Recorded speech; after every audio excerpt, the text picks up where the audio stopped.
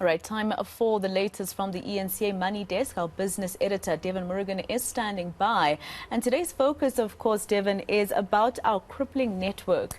And I mean, according to experts, besides Eskom, there's also issues with our rails and ports, and that is going to be detrimental to the economy at the end of the day. Yeah, we were saying earlier that if you look at the biggest problems faced by the country's economy, Eskom being number one, followed very closely is what's happening with Transnet and our railway lines. Huge implications because it just hurts the fiscus. When companies cannot get goods from point A to point B, it's less money that's made, less money that goes into their coffers, and by extension, less tax. So, you know, these ports specifically, these rail networks, as I said, arteries of the economy, and these raw materials move from one point to the other. A number of factors that have the system on its knees. And I mean, we've heard that through this morning. Cable theft, old, outdated infrastructure, including wagons. Remember, there were strikes, there were floods.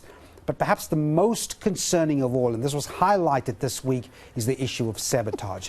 Let's take a quick look at the location of this latest derailment. I mean, it happened near Ulundi in KwaZulu-Natal, and if we just take a look, you'll see that it's on that so-called route of the coal corridor, and that's the black line that connects something in the Limpopo province going all the way down to Richards Bay and passing Ulundu. Now, there are many corridors which take, as I said, different materials to various destinations, but this particular incident happening on Tuesday, Transnet telling us it followed the threats from groupings which actually wanted a slice of Transnet's business, and Transnet is now investigating sabotage while working with these community members. Let's move on. I want to take you through what happens here in terms of the biggest customers of Transnet, and these are the miners. They take up about 80% of Transnet business. The big number 6 here, it basically relates to the so-called force majeure.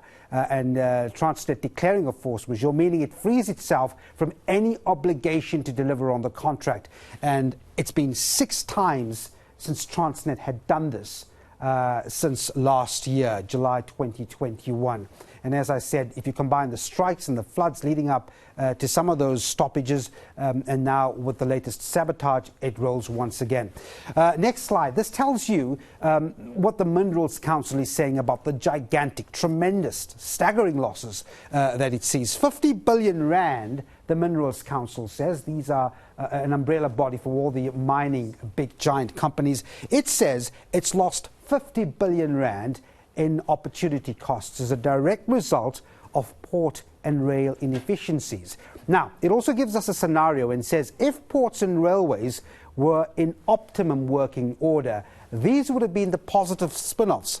Without those constraints, you would have seen 27 billion rand more in the tax intake. And as we said earlier, you can think what that kind of money would have done for schools, hospitals, and municipal infrastructure. Also, if the rails were working, the Minerals Council says, you would have had 50,000 jobs more than we're having now. So a creation of more employment if this does work. And indeed, I suppose some of the figures highlight the magnitude of the problem we have. We've heard the previous economist saying, is it political will or is there a bigger solution here? But something has to be done. Okay, let's move on. Quick look at the indicators. Your market is flat at the moment. The rand, by the way, losing a little bit of traction against the US dollar this afternoon. Shoprite doing well, 3.5% higher as a result of some good production figures coming out. Let's take a look.